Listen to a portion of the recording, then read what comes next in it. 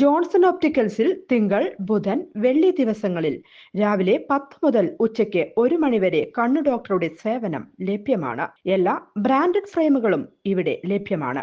Driving ലൈസൻസിനുള്ള സർട്ടിഫിക്കറ്റുകൾ കൂടാതെ ഡോക്ടർമാർ നിർദ്ദേശിക്കുന്ന എല്ലാ തരം കണ്ണടകളും ജോൺസൺ ഒപ്റ്റിക്കൽസിൽ നിന്നും ലഭിക്കുന്നു. ജോൺസൺ കണ്ണട വ്യാപാരം, ഡിവൈൻ ആശുപത്രിക്ക് എതിർവശം, വടക്കാഞ്ചേരി.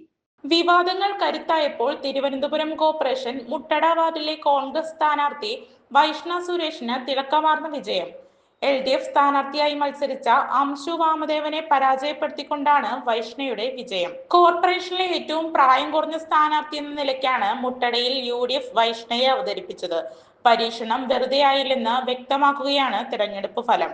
കള്ളവോട്ട് ചേർത്തു എന്നാരോപിച്ച് CPM പരാതിയുമായി വന്നതോടെ വോട്ടർ പട്ടികയിൽ നിന്ന് വൈഷ്ണയുടെ പേര് നീക്കം ചെയ്തിരുന്നു. സ്ഥാനാർത്ഥിത്വം അനിശ്ചിതത്തിലായതോടെ വൈഷ്ണ കോടതിയെ സമീപിച്ചിരുന്നു. വോട്ടർ പട്ടികയിൽ നിന്ന് വൈഷ്ണയുടെ വോട്ട് വെട്ടിയ നടപടി തെരഞ്ഞെടുപ്പ് കമ്മീഷൻ റദ്ദാക്കിയതോടെ വോട്ടർ പട്ടികയിൽ വൈഷ്ണയുടെ പേര് ഉൾപ്പെടുത്തി ഉത്തരവിറക്കുകയായിരുന്നു. കോർപ്പറേഷൻ ERA ചട്ടം ലംഘിച്ചെന്നും വൈഷ്ണ നൽകിയ രേഖകൾ ഉദ്യോഗസ്ഥൻ പരിശോധിച്ചില്ലെന്നും വൈഷ്ണയെ കേൾക്കാതെ എടുത്ത നടപടി നീതീകരിക്കാനാകില്ലെന്നുമായിരുന്നു തെരഞ്ഞെടുപ്പ് കമ്മീഷൻ ചൂണ്ടിക്കാട്ടിയത്.